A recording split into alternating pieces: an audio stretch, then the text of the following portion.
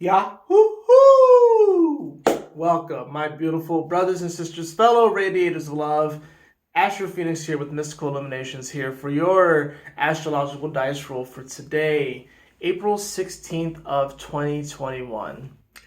It's interesting, I made this video earlier and then I deleted it because I didn't feel confident about the message. And then I rolled the dice again and I noticed a pattern. The first dice roll that I got for today, that I did make a video on, and I don't know, I felt like the message was slightly off or something. There was something off about it, which is why I didn't feel confident posting it. But that particular dice roll was Jupiter and Cancer in the ninth house. So then I rolled it again after looking at my phone for like 20 minutes and just wasting time. And I got Jupiter and Scorpio in the first house. And then I immediately noticed a pattern.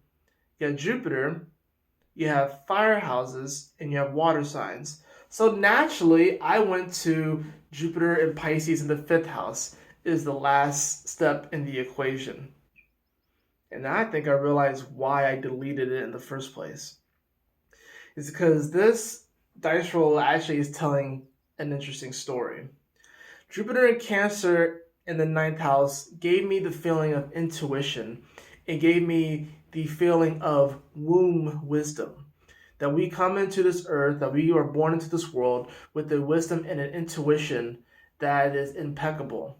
But what happens is that over time, due to our human condition, it gets chipped away at to the point where we no longer trust our own intuition, but we begin to trust the external world. And it's not so much that there are things in the external world that we cannot learn from and that we cannot gain knowledge from, but we in many ways forget about the intuition that we are born into this world. Intuition. It's funny how you have your tuition and then you have intuition, right? It comes from within you. And of course, Jupiter is this very expansive energy, and it can be a very fruitful and fortunate and abundant kind of energy. But here's the other thing about Jupiter, is that Jupiter will hold you accountable as well. Isn't it interesting that in Scorpio season, we really shed away a lot of different things. We shed away so much to like our bare, stark nakedness. And then this new world opens up when you get to Sagittarius, where you want to just explore and learn, and your curiosity is expanded upon once again. And then things get fine-tuned in Capricorn season. That's what I've noticed. So in many ways, what's happening here, the Jupiter and Cancer in the ninth house is really speaking to having a deeper level of empathy for ourselves, but also holding ourselves accountable, because Jupiter will hold you accountable. Because here's the thing, Jupiter will just give you what you want and will test you to see if that's what you actually want. Saturn will just sort of take away things from you. Saturn is more of like a restriction kind of energy. It's more of like a chipping away, taking away, fine tuning kind of energy. Whereas Jupiter just really Jupiter will give you the whole world, but will you enjoy it? So when I did the second dice roll, we got Jupiter and Scorpio in the first house. And I thought that was interesting too. Because you see, we went from Cancer to Scorpio. There's a story that's being played here. We come into this world with our own intuition, and then it slowly gets chipped away. Jupiter and Scorpio in the first house. This can be someone with a very explosive personality, a very intense personality as well. But this is also a person that probably hides so many layers of themselves, and just there's so much more depth to this individual. Through the experience of traveling through this world and through this plane of existence. Traveling isn't necessarily going to a faraway place. Our spirits are traveling here right now. So Jupiter and Scorpio in the first house, while this may be an intense ride, there was so much more to your personality than meets the eye.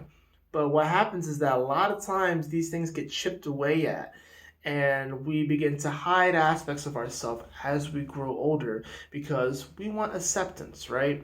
We want to be well liked. The next step, of course, is Jupiter and Pisces in the fifth house.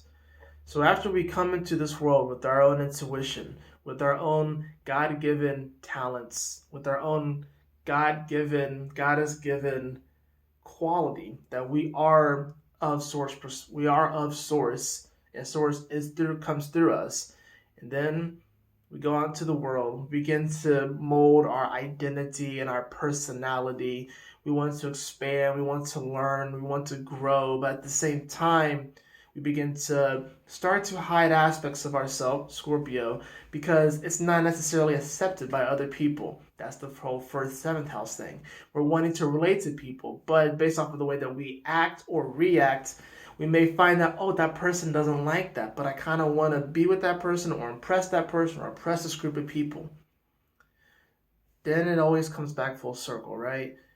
We go to the fifth house energy. Jupiter and Pisces in the fifth house. Now, some of you guys are actually going to experience this very soon because Jupiter is currently in Aquarius, and it will be going into Pisces rather soon, though it'll retrograde back into Aquarius and stuff. But we are going to experience this energy very soon. And Jupiter likes to be in Pisces too, right? Because now Jupiter can have fun. This is about exploring our dreams and that sort of reality and our fantasies and really expanding upon that, you know. And once again, Jupiter will let you achieve all of your dreams. Just whether or not we realize is that what we really wanted. And I'm not saying that you don't want these things, but Jupiter will let you win the lottery. But the question is the lottery really what you wanted?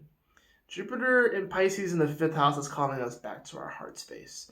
And it's calling us back to spirit and source. Because while Pisces does rule this sort of energy that, you know, can seem a little melancholic at times, it can seem a little delusional at times, it's mutable water. It's water in and of itself is mutable, and then Pisces is actual mutable water. It takes on a more subconscious aspect. It takes on, it's the hidden zone. It's the 12th house, naturally. This is about bringing, in many ways, well, I like to see this as bringing the sun rays beneath the ocean. A lot of us may feel anchored down right now by our past, by what we have done, by our decisions, by what people have told us about ourselves, what we have told ourselves about ourselves. And we may have hidden aspects of ourselves to appease other people, and so we can feel like we're a part of something. We all have done this. This is about realizing that we can be our authentic self, and we can show empathy for ourselves, and we can still be accountable for ourselves as well. And hold other people accountable too. I think that's really what this comes down to.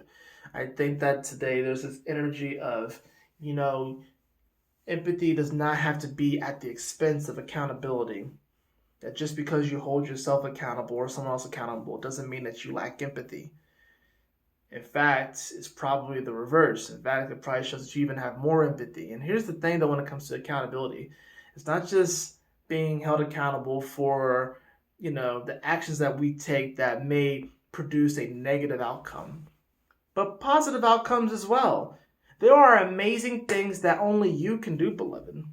But if you hold yourself back, and if you hold that's the part of you in for too long, it will decay, and it will rot away, and it will be passed on. One of the things that I do believe, and that me and my dad talk about, is when it comes to inspiration. And how inspiration, while it does come from within, it is not solely yours. Because as with this mutable water energy, this is out there for the taking. And anybody could tap into this. So you may be inspired to open up that business or to write that book or so forth. But if you sit on it for too long, that energy will leave you and go to someone else that will harness it and take it. We have to look at this energy. This whole dice roll is a story. It goes from Jupiter and being in Cancer, the ninth house, and then it moves to this first house energy, and then it moves to the fifth house. Do you see this right here? There's this mixture of water and fire right now. There's a lot of passion here. There's a lot of interesting energy that's stirring here. There's a lot of inspiration here and motivation, wanting to move things forward, being inspired, feeling called to do something more. There's a lot of that here. We can get down on ourselves for the doors that have closed in our life, but we should rejoice and be happy for the doors that are opening in our life every single day. We can hold ourselves accountable for the things that we didn't quite perform up to par in the past.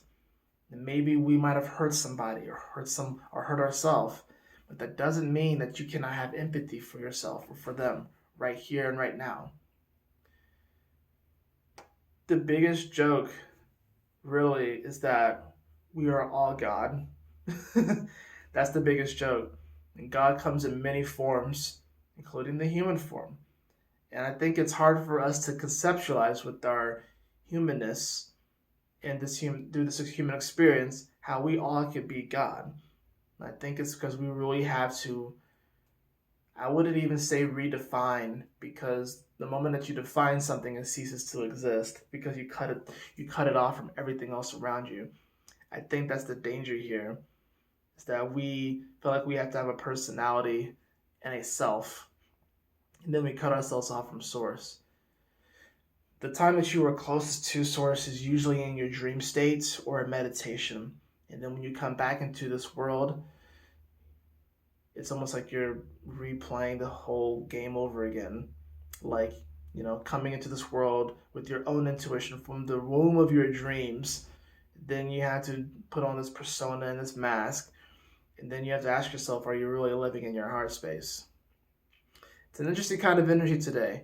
And you know what? It's funny too, because I deleted that earlier video, and I do know why now. I do know why. Because sometimes it doesn't just take one take. Normally when I make these videos, it's just one take. Sometimes you have to go back a few times. Sometimes you have to do a couple of attempts. It's okay to do things over. It's okay to fine-tune things. That's a very Capricornian kind of energy as far as fine-tuning things, whereas Sagittarius or Jupiter energy will kind of just want to jump into things and just see how it manifests. But don't get it twisted. Jupiter is a hard worker as well. Don't get it twisted. Jupiter doesn't want to just party all the time. All of these planets are messengers. They are all messengers. And we have the gift of interpreting these planets. All of us do. The fact that you can see that, the fact that you can go out there and see these things, you see the stars. Those stars are in your eye. They're within you as well. It's not something that is so far, far away. It's right here inside of you. That's going to be it for this message. I hope that you all enjoyed it. If you did, please like, share, and subscribe. We here at Mystical Illuminations would greatly appreciate it. If you'd like to book a reading with me, you can follow the link in the description below. I provide astrological services, birth chart readings, transit reports, and also something called avatar training, which I'm going to be talking about more in depth in a later video. But until then, y'all have a lovely, blessed day. Peace out, my friends.